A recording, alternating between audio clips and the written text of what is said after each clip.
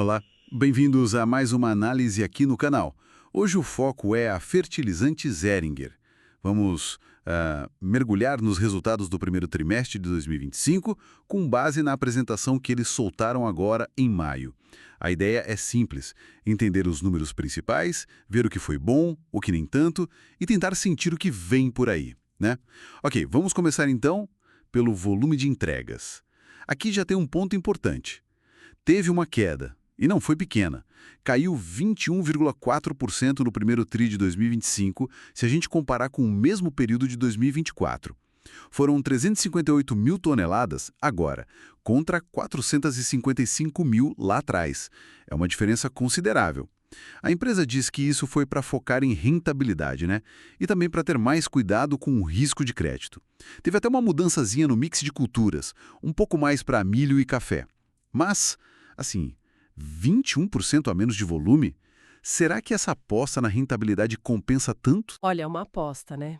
E, assim, parece ser bem consciente por parte deles. O que chama atenção aqui é justamente essa troca deliberada. Parece que eles estão topando vender menos agora para tentar garantir margens melhores lá na frente.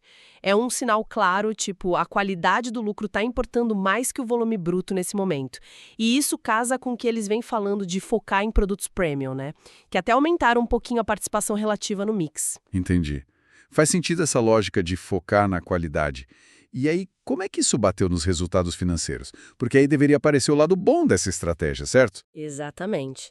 É aí que a gente vê a contrapartida. A estratégia de buscar margem parece ter surtido efeito nos números financeiros. O lucro bruto, por exemplo, melhorou bem, a margem bruta ficou positiva em 5,1% sobre a receita líquida. Isso mostra que conseguiram vender com mais rentabilidade, mesmo vendendo menos produto. E o EBITDA, que é sempre um indicador que o pessoal olha bastante para ver a geração de caixa operacional. Como ficou? O EBITDA foi talvez o grande destaque dessa virada.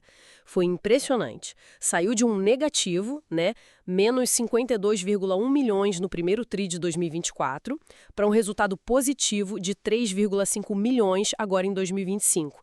É uma reversão bem forte. Mostra que a operação em si, mesmo menor, está gerando um resultado positivo antes de juros, impostos e depreciação. Ok, isso é significativo, mas teve um fator externo que deu uma ajuda extra nesses números, né? O câmbio. Sem dúvida alguma, isso foi crucial. A valorização do real contra o dólar no período, nossa, deu um empurrão. O impacto líquido positivo foi de 291,4 milhões, é muito dinheiro. Funcionou quase como um bônus inesperado no resultado final. Ajudou demais a pintar um quadro mais bonito para o lucro líquido e até levanta aquela pulga atrás da orelha, né? O quão forte seria essa melhora sem essa ajuda do câmbio? É um ponto válido para a gente pensar na sustentabilidade disso. E a saúde financeira geral, como ficou a grana em caixa? Bom, no final do trimestre, a posição de caixa era de 221,7 milhões. E quando a gente olha a variação, vê que o resultado operacional ajudou, claro, mas também teve um impacto importante da redução de estoques e de contas a pagar a fornecedores. Isso pode indicar uma gestão mais apertada do capital de giro, o que é bom, mas talvez seja também um reflexo da própria queda na atividade, né? Menos venda, menos estoque, menos compra. Falando em compra, matéria-prima. O cenário lá fora não estava fácil nesse quesito, né? Não mesmo. O trimestre foi bem volátil. Os preços de insumos importantes que eles importam, tipo cloreto de potássio, KCl e o MAP, subiram. Isso pressiona os custos de produção direto na veia. E aí, para manter a margem que eles estão buscando, exige uma gestão ainda mais fina, mais cuidadosa. Entendi. Então tem essa pressão de custo por um lado, mas por outro, a perspectiva para o mercado agrícola aqui dentro parece boa, né? A Conab está falando em safra recorde para 2024-25. A previsão é de 330,3 milhões de toneladas, quase 11% a mais que a safra abraçada.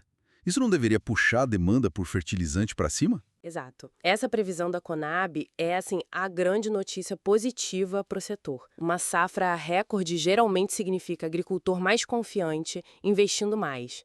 E fertilizante é chave para isso. Só que isso cria uma tensão interessante para a Heringer, né?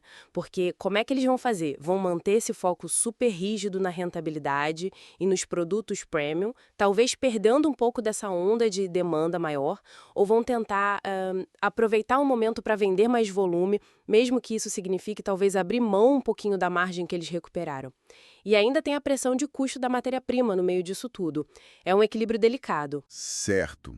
Então, para resumir a conversa, pontos positivos claros, como a melhora na margem bruta, o EBITDA que virou pro azul, ajudados bastante pelo câmbio, claro, e essa super safra no horizonte que pode aquecer a demanda.